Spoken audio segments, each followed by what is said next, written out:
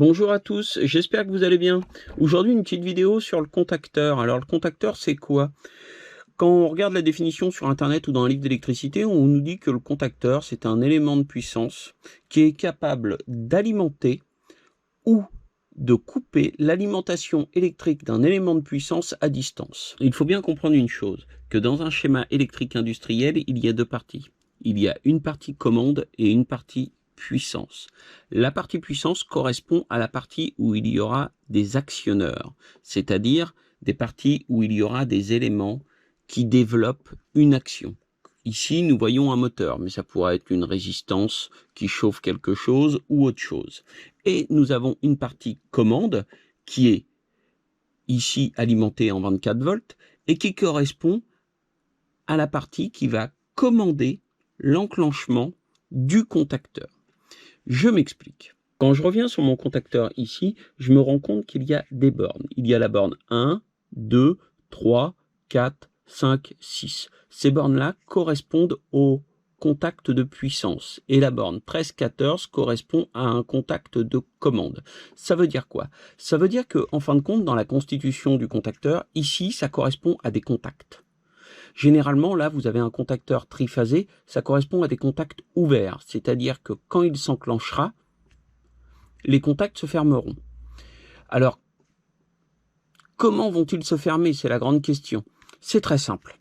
J'ai expliqué tout à l'heure qu'ici, il y avait des contacts. Et en fin de compte, cette partie-là étant mobile, c'est-à-dire que quand cette partie-là est enfoncée, le contact est fermé. Quand elle est relâchée, il est ouvert. Donc, quand j'ouvre l'intérieur, je m'aperçois qu'il y a une bobine qui est ici.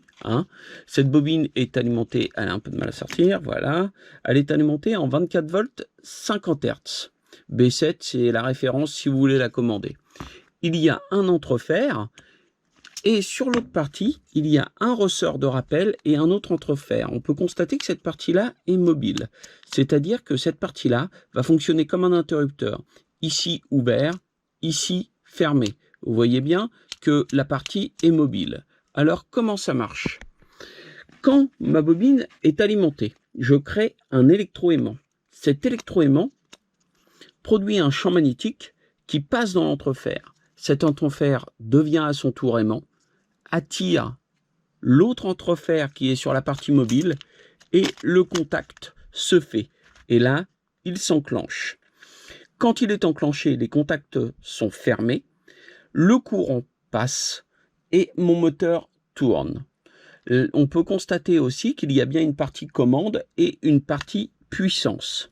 La partie commande correspond à l'alimentation de la bobine qui est ici et la partie puissance correspond aux contacts qui sont là et là, qui correspondent à l'alimentation ou pas du moteur. Donc on peut dire qu'avec du 24 volts, nous commandons une tension en 400 volts. Depuis tout à l'heure, je vous parle du contacteur, mais il faut bien comprendre une chose, c'est que le contacteur a pour repère dans un schéma électrique Km. Pourquoi? Parce que comme c'est un élément de puissance, généralement on l'appelle contacteur moteur, donc le diminutif de Km.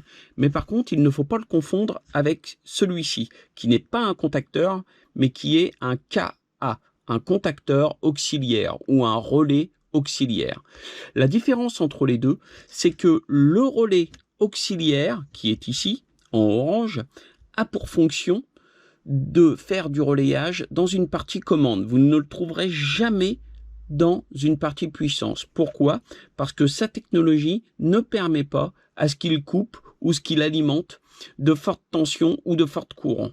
Par contre, lui, ces trois premiers contacts ici, car nous avons un triphasé, est capable d'ouvrir ou de fermer un circuit électrique de puissance. C'est la grande différence. Si jamais, par inadvertance, un jour, vous mettez un relais auxiliaire à la place d'un contacteur, ce qui se passerait, c'est que les contacts vont se souder. C'est-à-dire que au moment de l'enclenchement, il s'enclenchera bien, mais quand vous couperez l'alimentation de la bobine, il restera enclenché, les contacts resteront fermés et vous ne pourrez pas couper l'alimentation de votre moteur.